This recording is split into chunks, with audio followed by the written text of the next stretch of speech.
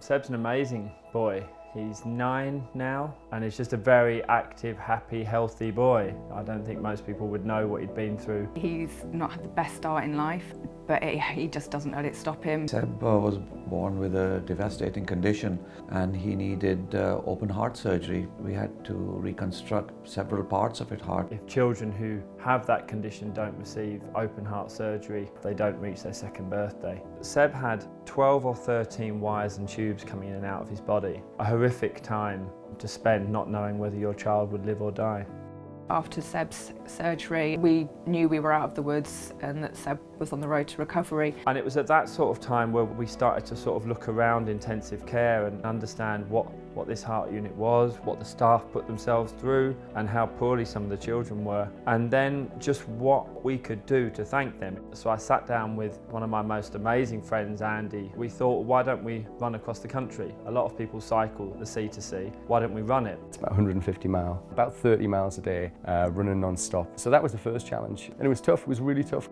Kind of set the idea of having a challenge and then having a ball to celebrate the challenge and for everyone to come together who'd support it. And so we developed that coast to coast, and every year our fundraising total sat at about £470,000, and that was never going to sit comfortably with me. I know it's a lot of money, but I just felt like you can't stop something there. We thought, okay, let's come up with something that will get us past £500,000. If I'm going to do one final challenge, hopefully raise a lot of profile for Chuff and for the heart unit, then it needs to be something bigger than I've ever done before.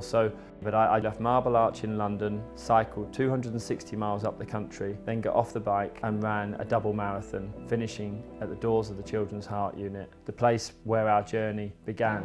I had a crosswind as we hit the fens. I then started getting cramps in my thigh, which wouldn't go away. And then at South Yorkshire, it became a headwind. At about 1 in the morning, I started falling asleep on the bike. So I was going to fall off the bike. I was so tired. I'd been going since 8 in the morning. There was points where I've never been more physically stretched, more emotionally drained, more mentally flat. My final mile was where we walked, when we walked back, having been told that Seb had come out of theatre.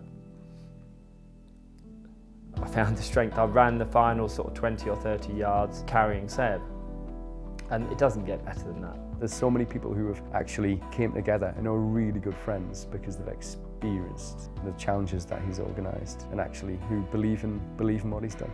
I think when you start raising a lot of money, you start thinking that you want to make sure that money's spent in the right way. Ward 23, where they care for all the children that have had heart surgery, is a wonderful place, and when we were there with Seb, it was very different to how it is now. And so we talked to the nurses on the ward and talked about what they would want in an ideal world. We came up with this indoor and outdoor play area that's attached to Ward 23. Children that are on ECMO or different mechanical heart that need to be powered by electricity all the time. They've got power points outside so the kids can go out and be plugged in and they can play just like anybody else and not think about being in hospital and confined. There were some children who were there for over a year, and that's their parents going in every day, that's their siblings being a part of that journey as well, and that's an awful long time for a child. Having a play area that was that good would give children the chance to be children and parents seeing their kids play.